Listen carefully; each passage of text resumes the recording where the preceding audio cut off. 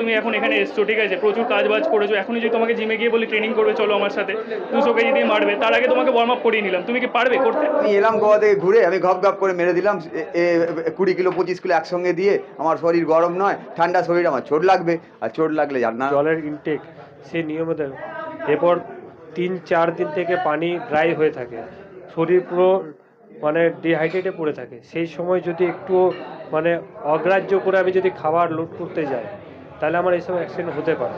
তো সেই সময় একটু জলের মাত্রাকে মেনটেন করে খাবারের লোড করতে হবে। হ্যাঁ, এটা আমাকে বলুন তাহলে, আর যখন জিম করতে যাওয়া হবে সারাদিন, আবার সারাদিন কাজ করে এসে যখন জিম করা হচ্ছে, তখন কি কি মাথায় রাখা উচিত? দেখো, সবার আগে যে আমি কতটা পরিশ্রম করেছি, আমার শরীর ডিহাইড্রেট আছে কি না, এটা সবার আগে দেখা।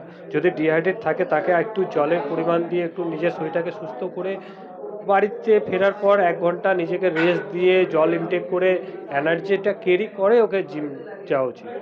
সবার প্রথমে তো আমার মনে হয় যে ইনসিডেন্টটা হলো, তা উনি প্রপার ওয়ার্ম আপে ছিলেন না, এটা আমার মত, আমি যদিও জানি না। বিনা ওয়ার্ম আপ করে আপনি যদি এক্সারসাইজ করতে যান, তাহলে আপনার চোট লাগতে পারে, শারীরিক প্রবলেম হতে পারে, বা যেটা হয়েছে সেটা হতে পারে। সেই কারণে আমি সমস্ত বন্ধু ভাই যারা এই বডি বিল্ডিং লাইনে আছে, তাদেরকে সবার প্রথমে বলবো, কোনো এক্সারসাইজ শুরু করতে যাওয়ার আগে মিনিমাম 10 থেকে 15 মিনিট প্রপার ওয়ার্ম আপ করতে হবে। ওয়ার্ম আপ না করে কখনো কোনো ইনস্ট্রুমেন্টে, ওয়ার্ম আপটা আপনি বাংলায় বুঝিয়ে ওয়ার্ম আপ বলতে বডিকে গরম করা, প্রত্যেকটা মাসেলকে অ্যাক্টিভেট করা। আমার বন্ধু প্লাস শেখ আফসারের চেয়ারটা দেখুন, warm up, proper warm up না হলে কখনো এক্সারসাইজ করা উচিত নয়, যতদিন আমরা জানি এটা। তা ওয়ার্ম আপ যদি আপনি না করেন, তাহলে আপনার শরীরে চোট লাগবেই, কাঁধে ব্যথা লাগবে, এতে লাগবে, যেখানে লাগতে পারে শরীরে। এটা হলো মেন ব্যাপার। তো এইগুলো এড়ানোর জন্য যা কি সাজেস্ট করবেন যারা? জাস্ট এটাই করব যে প্রপার ওয়ার্ম আপ করেই তারা বডি বিল্ডিং করা উচিত। এই নয় যে আমি এলাম গোয়া থেকে ঘুরে, আমি ঘপ ঘপ করে মেরে দিলাম 20 কিলো 25 কিলো একসঙ্গে দিয়ে। আমার শরীর গরম নয়, ঠান্ডা শরীর, আমার চোট লাগবে, আর চোট লাগলে নানান ধরনের না হতেই পারে ইনসিডেন্ট। আচ্ছা, আপনার নাম? আমার নাম Joydeep Mukherjee, I am from Indian army. একটা বিষয় আজকে প্রশ্ন করার আছে। আমরা সাম্প্রতিককালে বাঁকুড়ার একটি ঘটনা দেখেছি যেখানে কার্ডিয়াক অ্যাটাক এসেছে। তো এই ধরনের ইনসিডেন্ট কম করার জন্য কি সাজেস্ট করবেন এবং কেন হয় এই ধরনের? দেখো, এটা তো মানে এই যে কার্ডিয়াক অ্যারেস্ট হয়েছে, এটা শুধুমাত্র ট্রেনার বা জিমের দোষ না, এখানে ক্লায়েন্ট যে ট্রেনিং করতে আসছে তারও অনেকটা ভুল থাকে, ঠিক আছে। আমরা দেখো, যে কোনো কিছু ধরো, একটা গাড়ির ড্রাইভারের যা স্যালারি হয় না, একটা ট্রেনারের থেকে ট্রেনারের তার হাফ, বুঝতে পেরেছো?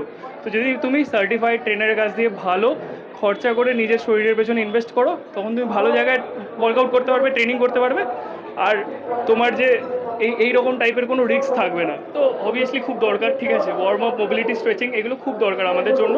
কিন্তু তার সাথে যদি আমার বডি রেডি না থাকে ওয়ার্কআউট পারফর্ম করার জন্য, তখনও কিন্তু আমি ওয়ার্কআউট করতে পারি না। যতই আমি স্ট্রেচিং মোবিলিটি করি না কেন, তাও আমার অ্যাক্সিডেন্ট হবে।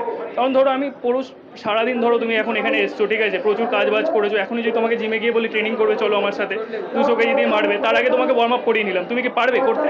পারবে না। তো এটাই হচ্ছে ব্যাপার। শুধু অবভিয়াসলি তোমাকে নিজের শরীরকে বুঝতে হবে আগে, যে তোমার শরীর কেপেবল নাকি, তোমার শরীর ঠিক আছে নাকি, এখন ওয়ার্কআউট করার জন্য রেডি আছে নাকি তোমার বডি, তারপর গিয়ে জিমে ওয়ার্কআউট করো, তাহলে ইনজুরি ফ্রিও থাকবে, অনেক ভালোভাবে নিজেকে সুস্থভাবে এগিয়ে নিয়ে যেতে পারবে। Thank you so much.